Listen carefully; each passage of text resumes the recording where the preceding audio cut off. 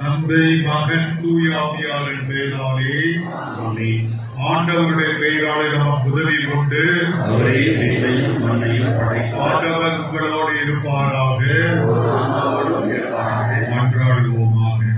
இறைவா, மக்கள் தங்கள் பாதுகாவலர்கள் திருக்குடும்பமுடைய திருநாளை கொண்டாட தயார் செய்திருக்கும் இக்கொடியினை ஆசீர்வதியும்.